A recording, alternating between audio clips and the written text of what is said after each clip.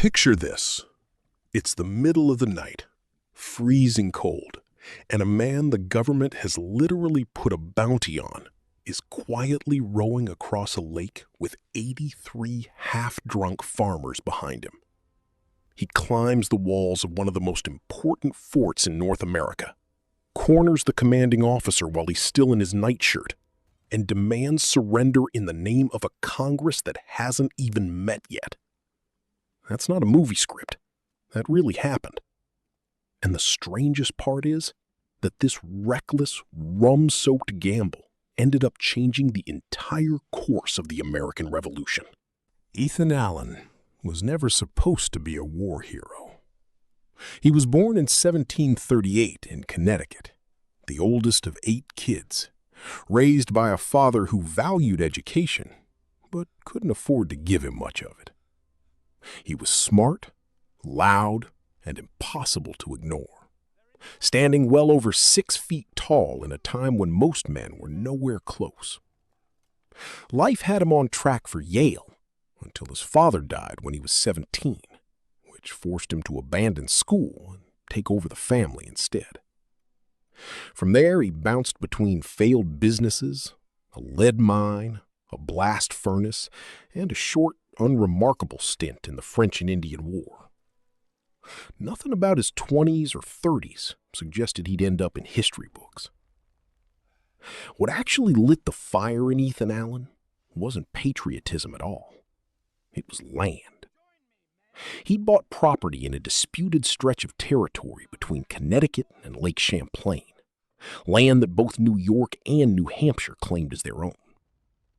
When the king sided with New York, families who'd already paid for their farms were suddenly told to pay again or leave. Allen, along with plenty of furious neighbors, wasn't about to let that slide quietly. This wasn't idealism. It was pure, stubborn anger, and it set him on a collision course with authority years before a single shot was fired at Lexington. That anger turned into an actual militia. In 1770, settlers gathered at a tavern in Bennington and formed the Green Mountain Boys, electing Allen as their leader. For the next 5 years, this group made it their mission to torment anyone trying to enforce New York's claims. They tore down survey stakes, burned fences, ran officials out at gunpoint, and occasionally tied people to trees and beat them with birch rods for good measure.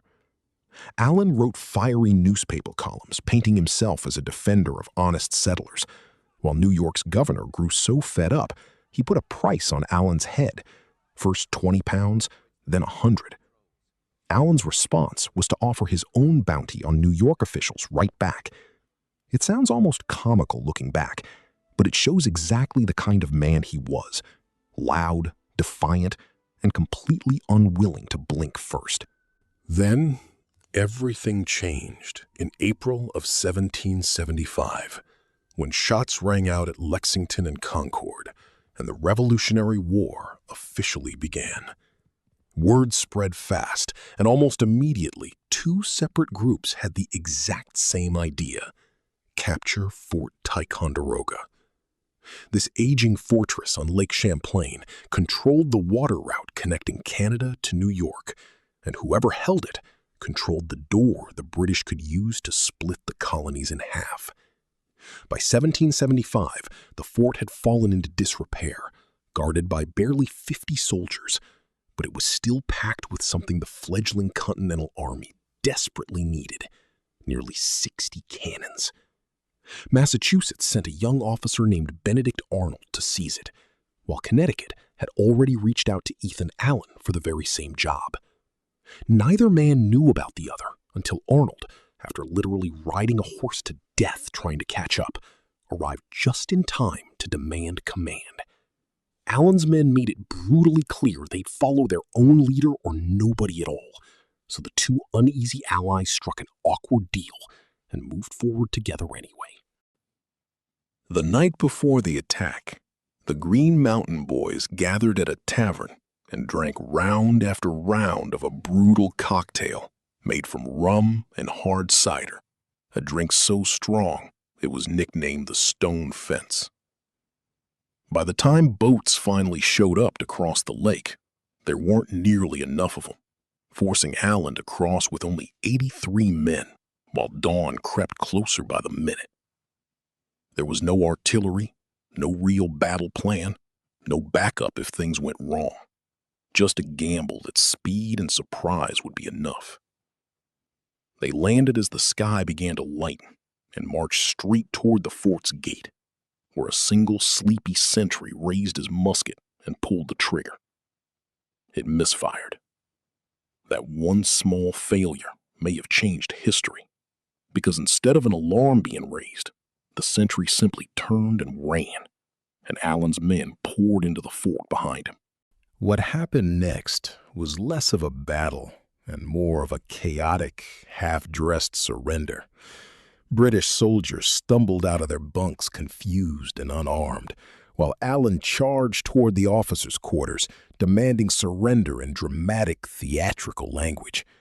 The actual commanding officer walked out moments later, looked at 83 armed men filling his courtyard, and gave up without a single shot being fired. The entire capture of one of the most strategically important forts in North America took about 10 minutes. And then, almost immediately afterward, discipline completely fell apart, as Allen's men discovered 90 gallons of rum hidden inside the fort and drank every last drop of it by noon. Arnold was furious, watching his supposed allies collapse into a drunken party. But by that point, the damage, or rather the victory, was already done. Inside those crumbling walls sat the real prize. Nearly 60 cannons and mortars that the desperate, poorly equipped Continental Army had almost none of. The problem was getting 60 tons of heavy artillery 300 miles through frozen wilderness to Boston, where Washington's army was stuck in a stalemate siege. That impossible task fell to a 25-year-old bookstore owner named Henry Knox, a man who had never commanded troops or seen real combat in his life. Using nothing but self-taught knowledge from books he'd read in his own shop, Knox organized sleds, oxen, and dozens of men to drag the guns across frozen lakes, snowy mountains, and half-broken ice that could swallow a cannon whole. What was supposed to take 2 weeks stretched into 10 grueling ones, through blizzards and freezing rivers, yet somehow he didn't lose a single gun along the way. When those cannons finally reached Washington's forces outside Boston, everything shifted overnight. Soldiers hauled the heaviest guns up to Dorchester Heights under cover of darkness, and when the British woke up the next morning, they found 60 tons of artillery staring down at their ships and barracks from the high ground. There was simply no way to fight back against guns they couldn't even reach. Within days, over 11,000 British troops packed up and evacuated Boston entirely without firing a single shot, handing Washington his first real victory of the war. It's almost unbelievable to think that this turning point traces directly back to a chaotic, rum-fueled night raid led by an outlaw with a personal grudge, not a trained general with a grand strategic vision. As for Ethan Allen himself, his story didn't end quite as triumphantly.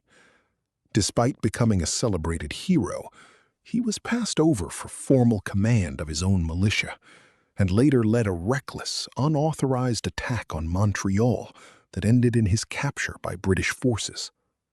He spent nearly 3 years as a prisoner before finally being released in an exchange, eventually returning home to fight for Vermont's independence until his death in 1789. What makes his story so powerful isn't perfection or careful planning. It's proof that history often turns on messy, imperfect, wildly human moments rather than flawless heroism. A stubborn land dispute, a failed musket shot, a night of heavy drinking, and one loud, fearless man ended up shaping the outcome of an entire revolution.